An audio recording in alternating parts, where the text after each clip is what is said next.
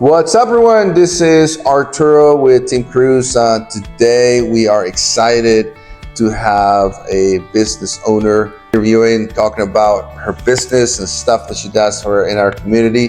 Roxette, welcome to the show. Thank you, Arturo. I'm glad that we finally connected. I know it's been some time, so we'll try to do this. Tell the world who you are. Hi, everyone. I'm excited to be here and also very happy to be on this podcast. My name is Roxette. I am the founder and CEO of Lilium Olea Design. I have my first degree in accounting and my master's degree in business analytics. So interior design came from somewhere that is my passion and interest, which I think for how many years and still counting, I'm finding it great in this journey and I love it. You know, I did not know that about you, about the business side of the house. Yeah. I did accounting for 12 years. Oh, wow. And then found my passion now on real estate for some time now. Who in your life shaped your work ethic or creative design? Definitely, I would say my parents, because I come from a family that is deeply rooted in design. Okay. My dad was because he's passed, but he was an architect. And my mom is everything design. So growing up seeing them in this field has really given me a solid foundation in interior design. And then again, I always love it. That's amazing. That's amazing. What inspired you to do that? I know there's different interior designs got pieces like the art, the architecture, which is something more personal that you sort of got you into that. I would say combination of all three. Okay. As I said earlier, my parents are still in the design field, which is my dad was an architect and my mom in the design. Actually nurtured me when it comes to having the creative eye in interior design. I used to come along with my mom whenever she had projects, and it really amazed me how that she would always color coordinate and also create spaces, whether it be the measurement, all the materials that she was going to use.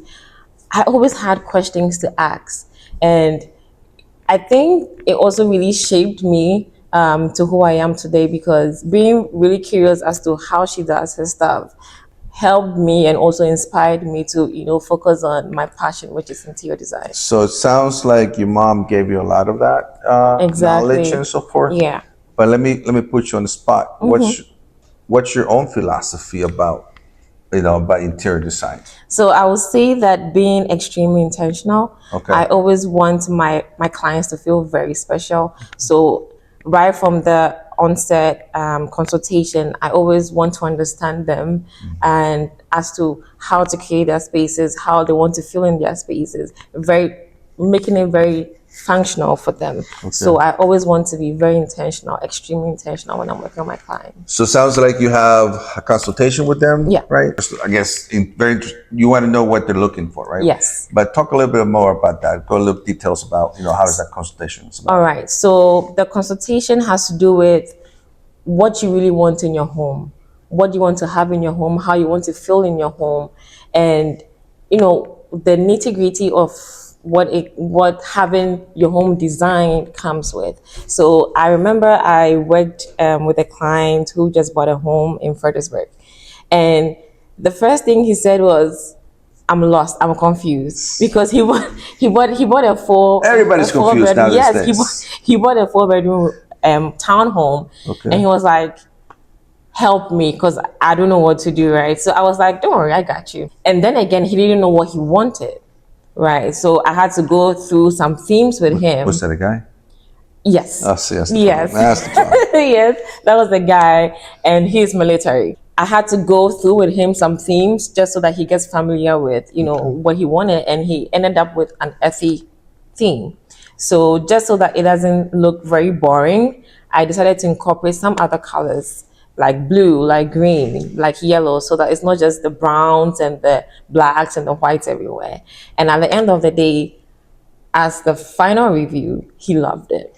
So was the one thing that I think real estate, yes, in your world also probably yes, but you guys talk about money. Yes. You do? Okay. Yes. Is that a subject that comes up all the time? Yes, it's always a discussion we need to have. Yeah, yeah, it's very, very important. But yes, having the budget is really important to be able to ace the project. So 100%. What are the trends now these days of, and let me just say, one thing that we see in my world is like a lot of colors, and the color gray has been being used for some time. There's 1,000 shades of grays out there, but what else do you see? Is gray still going to be the hot thing for the next few years, or is there something else? Tell me more about that. So, first of all, I will say that I'm always drawn to trends that promote timelessness and longevity. Right. I like to focus on quality and durable materials. Okay.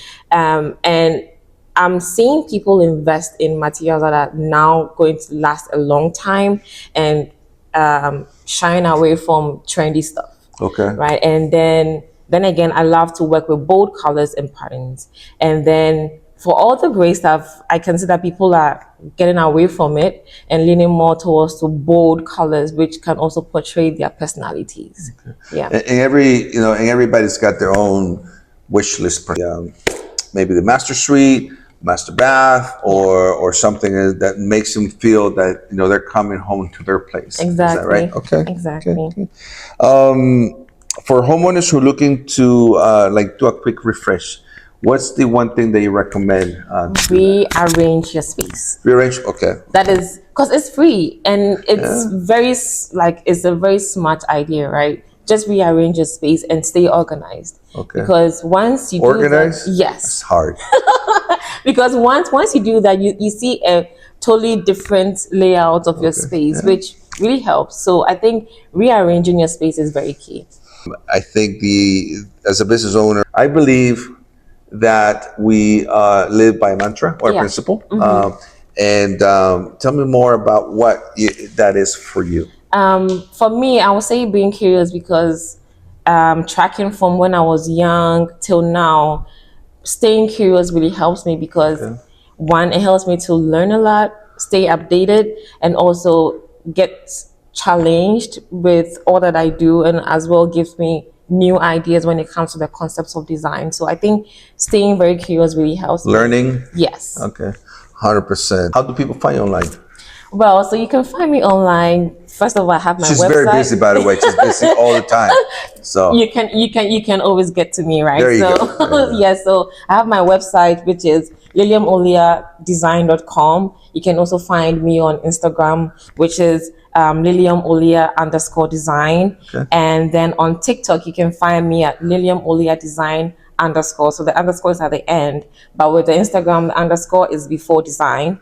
And then on Facebook, you can find me at Lilium Olea Design.